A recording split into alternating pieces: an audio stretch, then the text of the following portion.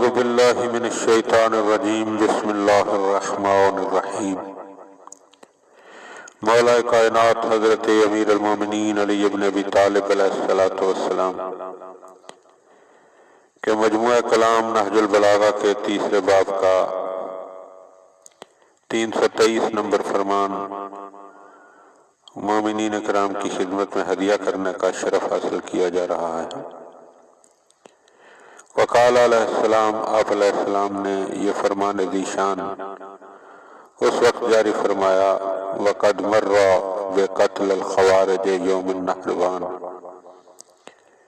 یہ بات اس وقت فرمائی کہ جب آپ نہروان کے دن خارجیوں کے مقتولوں کے پاس سے گزرے۔ بوسن لکم،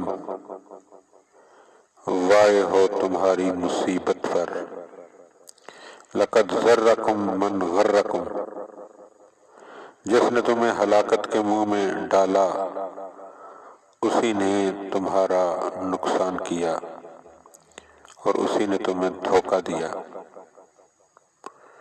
فقیل لہو، تو آپ علیہ السلام سے سوال کیا گیا، پوچھا گیا من غرہم یا امیر المؤمنین،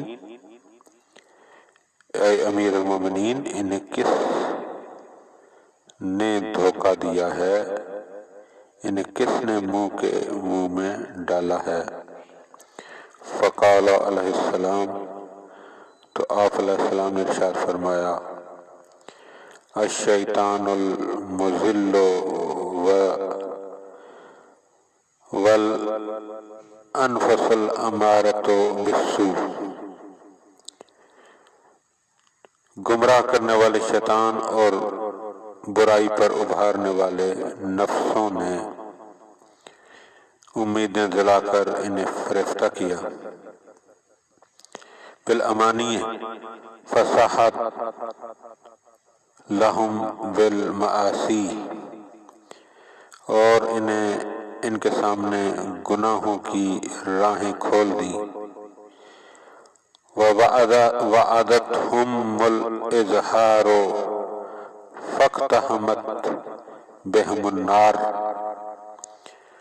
اور انہیں فتح کے وعدے دیے اور اس طرح انہیں دوزخ کی آگ میں جھونک دیا گیا۔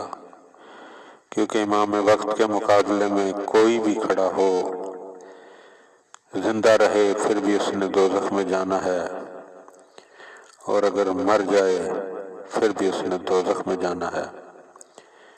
اللہم صلی علی محمد و آل محمد۔